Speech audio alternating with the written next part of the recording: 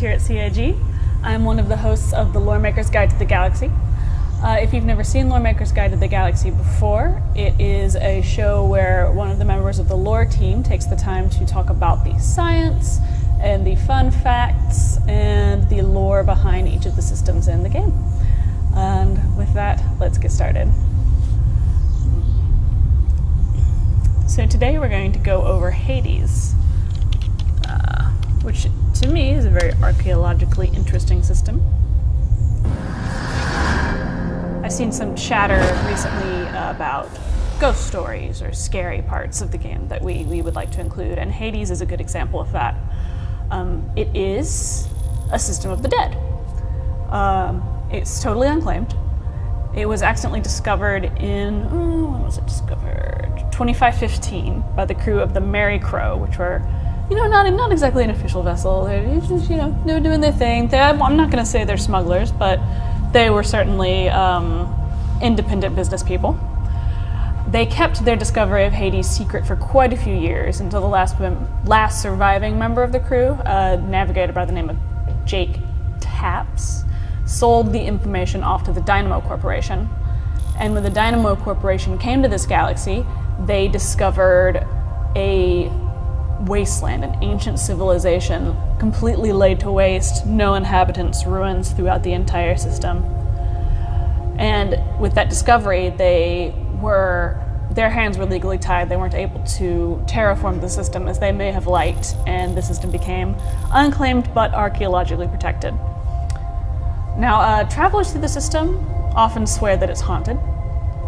Nothing has been definitively proven, of course. Let's go right back here again. There is one particular ghost that people say that they see. People, Banu, Xi'an, Tevrin, perhaps even Vandul, see this thing that is, it's a creature, it's kind of indeterminate. No one's ever gotten too good a look at it. It doesn't have skin.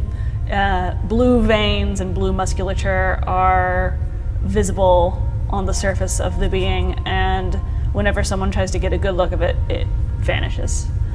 It has obtained cryptid status by this point. It's known by quite a few names, as many cryptids are, such as Hades, Satan, Tobias, that's one of my favorite ones, Thanatos, that's a good one. So here we have Hades, the star of the system right here. It was mistakenly classified as a B-type star by the crew of the Mary Crow, and when the Dynamo Corporation came in with their surveyors, they correctly reclassified it as an F-type star.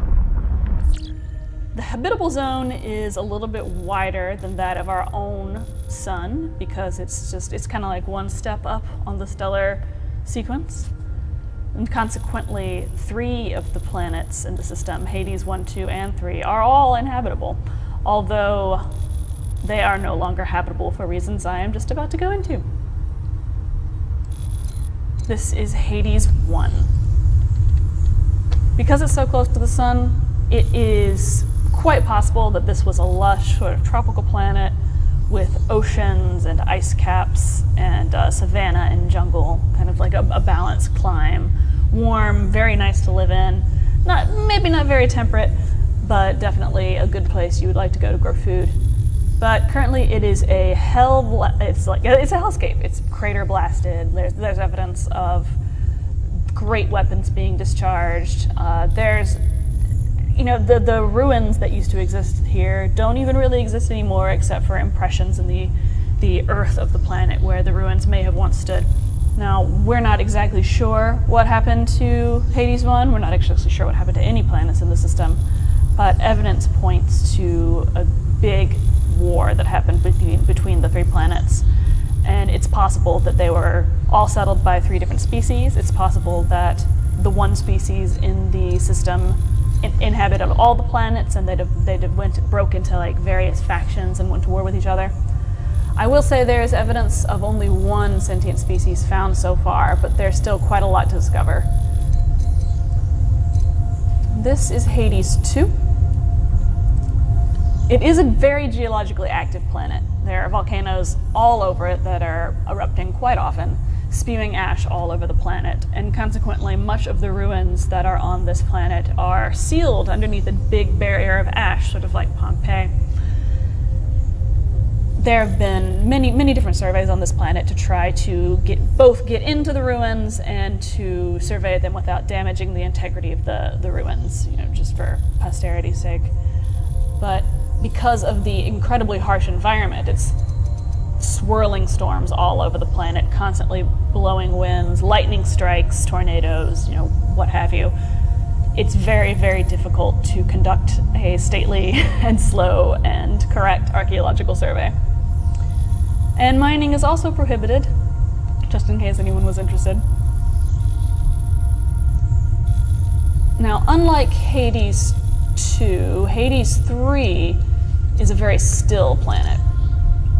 There's no weather, there's no wind. Well, at least no wind on the surface. Of course, there's jet streams up the high atmosphere. There's very little atmosphere left, though. And it's completely toxic to humans. Because of that, there is nothing living on the surface. There's evidence that there may have been organic life at some point, but it is absolutely no longer there. So it's pretty rough there. Most of what we know about the Hadesians originates from this planet because of the mostly intact nature of the ruins, probably preserved because the weather on the planet is next to nothing. What we know about this species is that they were roundish, they were a little bit bigger than humans, they had very long arms and weird tentacle appendages that varied from statue to statue. So it's not known whether they were actual appendages, whether they had a decorative purpose, whether it was ceremonial. It's hard to say. Very few records of this civilization have ever been found. Because the atmosphere is so toxic, it's difficult for all but the most well-funded teams to gain access here. And a well-funded team would be very interested in figuring out what's going on here because Hades 4, which is known as the Broken Planet, is cracked in half. Was cracked in half by some kind of force. Because of the state of the system, it's speculated that this is a planet-killing weapon that was most likely partially responsible for the horrific war that may have taken place in the system. And so various weapons corporations are very interested in hiring well-funded outfits to try to get in and see what the tech is and whether they can replicate it and sell it themselves. It is illegal to do this, but that doesn't necessarily stop some corporations from trying. And that is the Hades system, one of the spookiest systems in the entire known universe. Not a UEE system, unclaimed. Shipping routes come through here sometimes, but no one really likes to stay for very long. Thank you for tuning in this week, and I hope you enjoyed this tour of Hades. Ooh.